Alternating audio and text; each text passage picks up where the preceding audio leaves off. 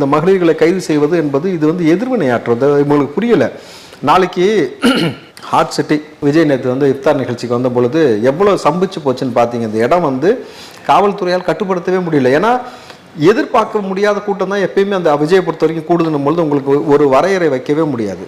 Sir அந்த ரோட்டில் எத்தனை முறை முதலமைச்சர் உதயநிதியெல்லாம் போயிருப்பாங்க.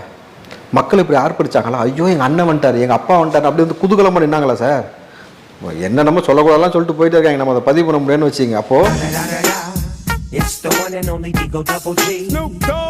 விஜய் அவர்கள் ஒரு இடத்திற்கு வரும்பொழுது இப்படி ஒரு எதிர்வினை ஆற்றுறாங்க அப்படின்னும் பொழுது, சரி விஜய் அவர்கள் இந்த மாதிரி ஒரு இடத்துக்கு வரும்பொழுது இவ்வளோ பெரிய கூட்டம் வந்து ஆர்ப்பரிக்குதுன்னும் பொழுது அவர்கள் கட்சி சார்ந்த பெண்களை நீங்கள் அரெஸ்ட் பண்ணுறது மூலம் என்ன கற்பிக்க விரும்புகிறீங்க இந்த அரசாங்கம்? அது என்னைக்கு அரெஸ்ட் பண்ணுறீங்க சார்?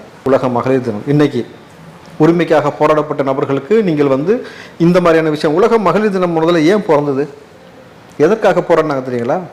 ஆண்களுக்கு நிகராக வேலை செய்யக்கூடிய எங்களுக்கும் ஊதியத்திலும் எங்களுக்கு சரிசமமாக இருக்கணுன்றதுக்காகத்தான் அது வந்து கொண்டு வரப்பட்டு அதற்கு பிறகுதான் இந்த உலக மகளிர் தினமாக இது வந்து கன்வெர்ட் செய்யப்பட்டு இன்றைக்கு கொண்டாடுவோம்னு சொல்லியிருக்காங்க. அப்போது பெண்கள் தனக்கான சுய உரிமைக்காக தன்னுடைய சுய உரிமைக்காக போராடக்கூடிய ஒவ்வொரு பெண்களையும் அரசு செஞ்சுட்டு நீ அப்பான்னு வெக்கமில்லாமல் விளம்பரம் பண்ணுறீங்களே, எந்த அப்பா சார் பொம்பளை பிள்ளையை அரெஸ்ட் பண்ணுவான்? எந்த அப்பா பெத்த பிள்ளையை அரெஸ்ட் பண்ணி உள்ள வைக்க சொல்லுவான்?